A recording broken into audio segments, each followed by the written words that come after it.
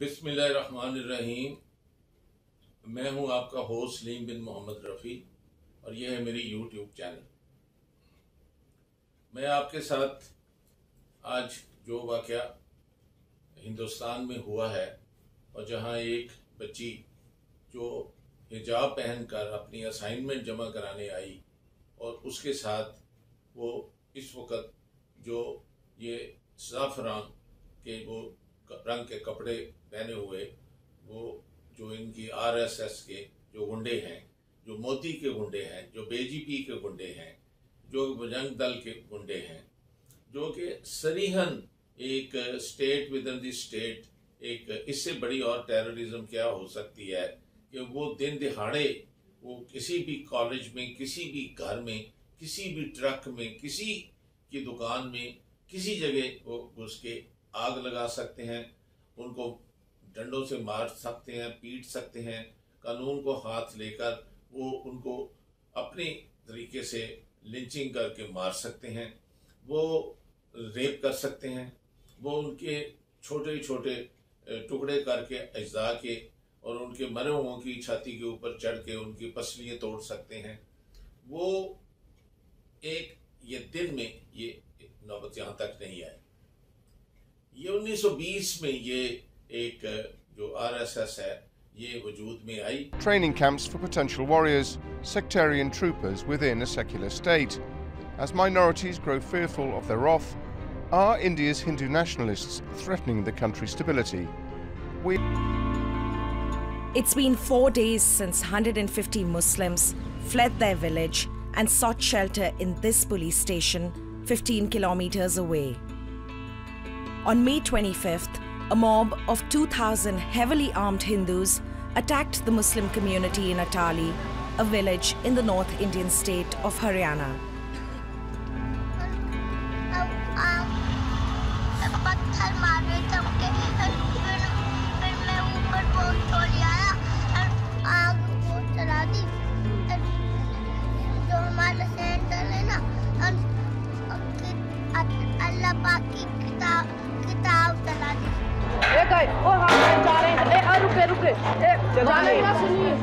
और मम्मी को मार देते।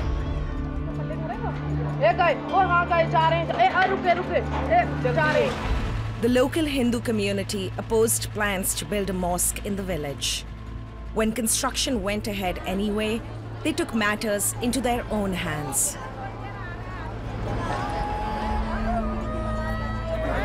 देखो कैसा मारा है, देखो लील डल्ले हैं, कभी डंडे बरसाएं, पत्थर बजाएं। Ishaq Nambardar has spent the last 4 days mediating with the police to try and secure protection for his community. For now, he and the other Muslim villagers are still too afraid to return home. देखा मैंने दरवाजे से झाँक कर तो किसी के हाथ में तलवार, किसी के हाथ में कट्टा, मार दो, काट दो इन मुल्लों को, कट्टों को मार दो। प्रशासन तो हमारे को यही है कि भाई तुम काम जाओ, शांति बनी हुई है, शांति बनी हुई है। प्रशासन के सामने ही जब वो 2-3 बार झगड़े हो चुके हैं, जिस दिन ये झगड़ा हुआ था उस दिन भी पुलिस मौजूद थी वहाँ पर। आपको ये कैसे पता कि ये हिंदू हैं? कुछ नारे बोल रहे थे वो हर हर महादेव और क्या क्या इस तरीके से लगा रहे थे। Most of the Muslim-owned houses and businesses in Atali have now been completely destroyed.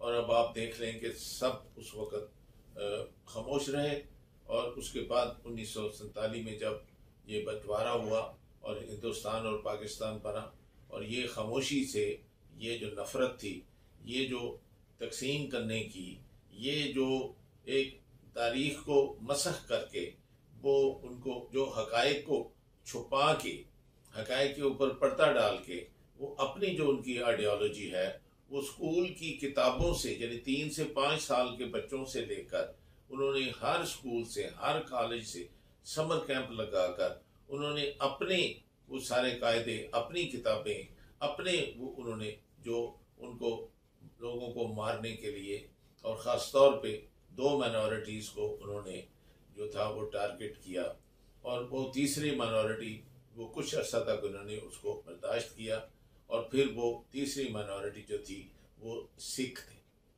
तो इन्होंने सबसे ज़्यादा नंबर में जो माइनॉरिटी वहाँ है वो मुसलमान है, वो लगभग 35 करोड़ हैं। तो आप मुझे ये बताइए कि 350 मिलियन मुसलमान माइनॉरिटी में हैं और वो ये एक अच्छा खासे मुल्क का साइज़ है, यानी वहाँ मुसलमानों की तादाद पाकिस्तान की तादाद से भी ज़्यादा है। और उस मुल्क के ये उन 350 मिलियन मुसलमानों को ये या हिंदू बनाना चाहते हैं या उनको मार देना चाहते हैं और उनकी जायदाद, उनके मकान, उनके फील्ड, उनकी फैक्ट्रियाँ उस पर कब्जा करना चाहते हैं। मुझे ज़रा इससे ज़्यादा आप शर्मनाक कोई चीज़ बता दें। और अदालत के जजों के लिए, उस आर्मी के जनरल्स के लिए जो यूनिफॉर्म पहनते हैं, वो जो सल्यूट लेते हैं जिसमें मुसलमान पायलट भी हैं, मुसलमान जनरल्स भी हैं, ब्रिगेडियर्स भी हैं, अपनी जानें भी देते हैं, वो जाकर वो बर्फ़ में वो उसी तरह लड़ते हैं जिस तरह वो हिंदू लड़ते हैं, सिख लड़ते हैं। बहुत सारी आप हाई पोस्टों पे देखें कि सिख जो है वो कमांड कर रहे हैं, जनरल्स हैं, लेकिन उनका खून इतना सस्ता हो गया है और इसी तरह मुसलमान का खून इतना सस्ता हो गया है कि ये जो अनासर जो पैदा हुए हैं, ये जो नासूर हिंदुस्तान में पैदा हुआ है, और ये उस आदमी की पैदावार है जो इस वक्त एक जोकर, एक चाय बेचने वाला, एक वेंडर, आप सोचें आपने किस बंदे को अपना वजीर आज़म बना लिया है। और ये आपको भी पता है कि हिंदुस्तान कोई मुल्क नहीं है, ये एक यूनियन है, यानी कुछ लोगों के, कुछ स्टेट्स ने इकट्ठे होकर एक रहने के लिए एक तस्वीर किया, तो इससे यूनियन ऑफ स्टेट्स है, यानी हर स्टेट का अपना चीफ मिनिस्टर है, हर स्टेट के अपने कानून है, अपने हैं, और ये मामे बन के बैठे हुए हैं कि ये वहाँ बैठ के ये अपना फैसला जो है उन रियासतों में, जहाँ वो मेजॉरिटी मुस्लिम रियासतें हैं, चाहे वो मुस्लिम क्रिश्चियंस हैं, वो सिख हैं, इन्होंने उनको किस तरीके से टुकड़े टुकड़े करके उन रियासतों को इन्होंने जाली तौर के ऊपर, आर्जी तौर के ऊपर उनको कंट्रोल करने के लिए, ताकि अगर जो उनकी सो कॉल्ड डेमोक्रेसी जो कि मजाक है और एक थप्पड़ है मेरा ख्याल है कि इंसानियत के ऊपर, कि उसको ये करके तो इस आदमी को लाया है जो अपनी छाती के ऊपर, यानी उसकी गुफ्तगू सुने तो उससे आपको अंदाज़ा हो सकता है कि उस आदमी के दिमाग में कितनी कम IQ है। और वो शर्म आनी चाहिए उन सारे इंटेलेक्चुअल्स को, उन प्रोफेसर्स को, उन फिलोसफर्स को, उन पीस लविंग हिंदुओं को जो राम राम और जो कभी वायलेंस को यानी ना प्रमोट करते, ना उन्होंने कभी की, हमेशा उन्होंने भाईचारे के साथ रहा। और यानी सैकड़ों साल आप अगर देखें कि ये कुत्ते की तरह लड़ते थे, और इनकी जो रियासतें हैं जो अब ये यूनियन बनी हुई है, इनमें आपस में एक महाराजा दूसरे महाराजे के ऊपर चढ़ाई करता था, और दूसरा जो था वो अगली की बच्ची की उसको पसंद आ कि उसकी शादी नहीं हुई या उसके बेटे से शादी नहीं की, तो आपको पता है कि उसको यहाँ वो कैद करके डंजन में या उसको कत्ल करके या बच्ची को ज़बरदस्ती उठा के ये ले जाते थे। जहाँ तक इस मुल्क का ताल्लुक है, ये जो यानी जो यूनियन है स्टेट्स की, अब आप देख लें कि ये किस तरह उसके ऊपर, ये सिर्फ इस गलीज पार्टी जो BJP है इसने नहीं इसको किया, ये तो 2014 में ये ताकत में आया ना, और ये 2002 से सारे हिंदुस्तान को पता था कि ये आदमी मर्डरर है, ये आदमी टेररिस्ट है, इस आदमी ने जिंदा मुसलमानों को जलाया हुआ है, ये जालिम तरीन इंसान है। इसके लिए सारी दुनिया के दरवाजे बंद थे, कोई सिविलाइज कंट्री इसको वीज़ा देने के लिए तैयार नहीं था।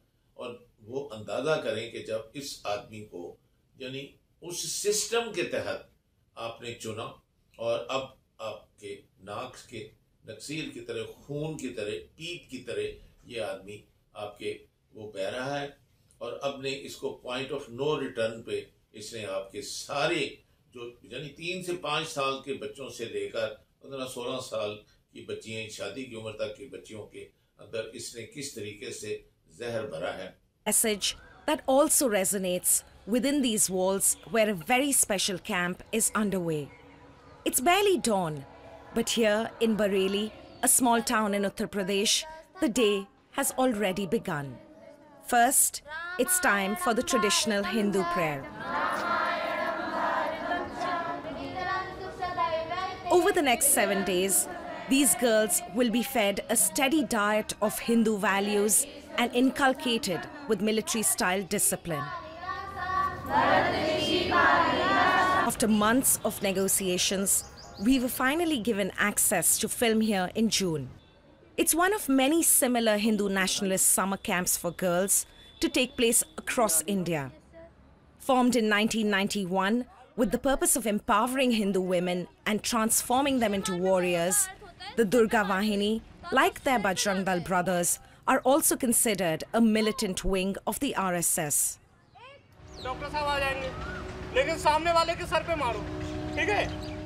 Some of its followers have come under scrutiny from India's security forces. In 2008, one of the group's leaders, Sadhvi Pragya, was arrested and charged for her alleged role in orchestrating a terror attack on a Muslim-majority town in the western state of Maharashtra.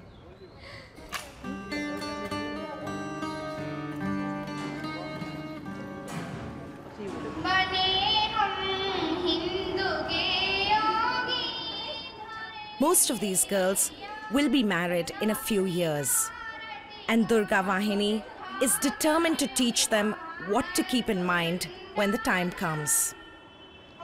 पर जैसे आप ये camp को किस नज़रिए से देखते हैं? ये हिंदू संगठन से, मतलब हिंदुओं को संगठित होना चाहिए, हिंदुओं की लड़कियों ने एक साथ रहना चाहिए, मतलब वो सब क्यों ज़रूरी है? क्योंकि आजकल तुम्हें पता ही है मोमेंट्स कितना मतलब वो कर रहे हैं, कोई भी हो, मतलब ऐसे मोमेंट्स हैं, क्रिश्चियंस हैं, ऐसे उनके भी तो अपने संगठन होते हैं, तो हमारा भी होना चाहिए। और वो मतलब कोई ISI संगठन सुना होगा आपने, वहाँ से पैसा आता है उनके लिए, हिंदू लड़कियों को मुसलमान बनाने के लिए। पता है 1 घर और 1 लाख रुपए पता नहीं ऐसे कुछ मिलता है। और उसके बाद वो मतलब उससे फिर वो पता है करते क्या है, मतलब शादी की तो उसके बाद बच्चे पैदा किए, उसके बाद तलाक दे देते हैं, या फिर मतलब उसे मतलब ऐसे ही रखते हैं शोषण करने के लिए, मतलब उसका टॉर्चर करते हैं उसे, भेज भी देते हैं अरब देशों में, और बहुत मतलब वो करते हैं। आपको भी ये सब कैसे पता चला? हमें दुर्गा वाहिनी से ही पता चला। Their words echo the beliefs of the men who are shaping their minds. Speaking to the girls today is Ishwari Prasad, a local leader with the right-wing Hindu group, the Vishwa Hindu Parishad. बोलो भाई, किसी हिंदू को मुसलमान के साथ शादी करना या ईसाई के साथ शादी करना ठीक है, गलत है? अगर जानवर खत्म हो जाए, जानवरों का मांस ना मिले, सब्जी ना मिले, रोटी ना हो, तो इस्लाम धर्म के अंदर महिला को भी काट करके खाना धर्म में माना जाता है। हमारे धर्म में ऐसा है क्या? हमारे धर्म में ऐसा नहीं है। किस तरह इसने हिस्ट्री को ट्विस्ट किया है, किस तरह से ये वो चीज़ें मुसलमानों के खिलाफ नफरत के, एक तरफ कुरान है और एक तरफ तलवार है। अगर हरामजादो, अगर तुम ये देखो, अगर ऐसी बात होती तो एक भी, यानी 800 साल मुगल जो रहे, तुम में से एक भी हिंदू बचता? तुम्हें अगर वो तलवार से ही उन्होंने ये करना था, जो तुम हरामजादियाँ कर रहे हो, उनको घरों से निकाल के उनकी मस्जिदें नहीं बनने दे रहे, उनके बिजनेसेस को आग लगा दी है। वो अगर कोई जानवर लेकर जा रहे हैं तो तुम अपनी, जिसको माँ कहते हो, वो गाय देखते हो कि अगर भैंस है तो कहते हो नहीं हम इसको जाने तो देंगे, अगर गाय होती तो हम इसको इतना मारते कि इसके हाथ पांव तोड़ देते कि गाय न ले जाए। यानी ये सारी दुनिया देख रही है कि एक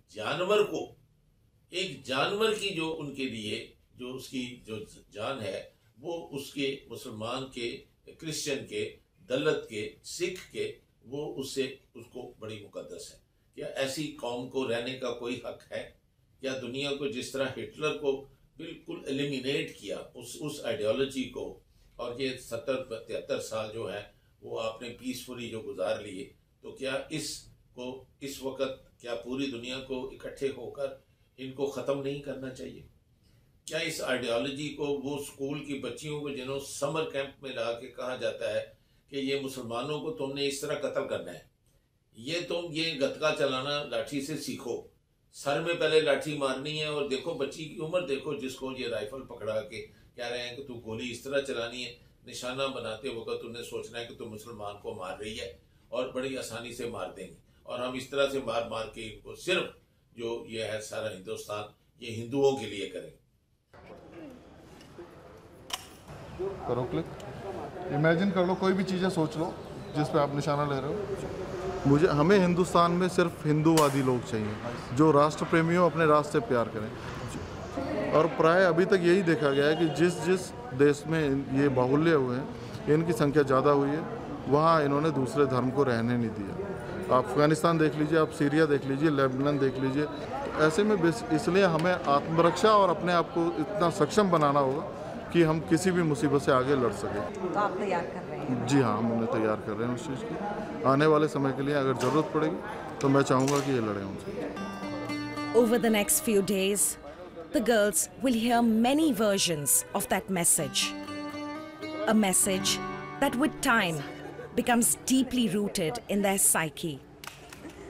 और इनकी जरा आप जुर्रत देखें, और इनकी जुर्रत देखें कि ये बकवास जो उनकी ये तारीख के अंदर कि उसमें ये अफगानिस्तान को, ये पाकिस्तान को, ये जरा देखें, बांग्लादेश को, भूटान को ये अखंड भारत का हिस्सा कह रहे हैं। अरे डूब मरो, तुम लोगों को शर्म नहीं आती कि तुम्हें किसी भी जंग में तुम्हें कामयाबी नहीं हुई। हर जंग में तुम्हें जो मिट्टी तुम्हारी नाक से छटाई गई है। तुम भूल गए हो कि चाइना ने तुम्हारे साथ क्या अशर किया था, और तुम्हारे क्या कितनी ज़मीन जो थी वो थाउजेंड्स ऑफ किलोमीटर ले गए थे, और तुम्हारी भेड़ें तक वो जी थी उनको भी वो ले गए थे। और अब देखो कि क्या उन्होंने अशर किया है।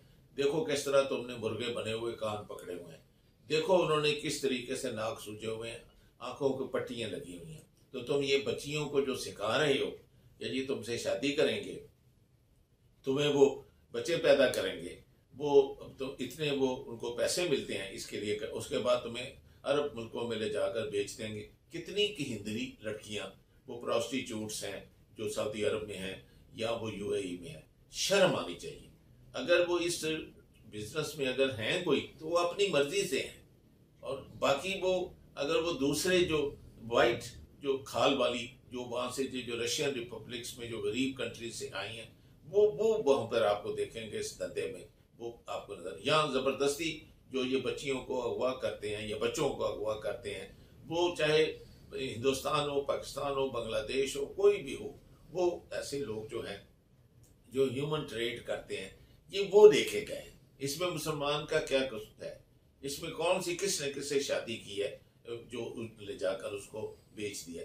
इस किस्म का जहर जब आप स्कूल के कॉलेज के समर कैंप्स में उनके दिमाग में भरेंगे, इस आदमी को देखें, इस बूढ़े आदमी को जो कह रहा है कि मैं पूरे हिंदुस्तान का जो है ये सारे कायदे बदल के उनको ये पढ़ाना चाहता हूँ कि जब तक ये नफरत, जब तक ये हम उनको नहीं सिखाएंगे, हम इस पूरे हिंदुस्तान को इस मुसलमानों से, क्रिश्चियन से, सिखों से यानी पाक नहीं कर सकेंगे।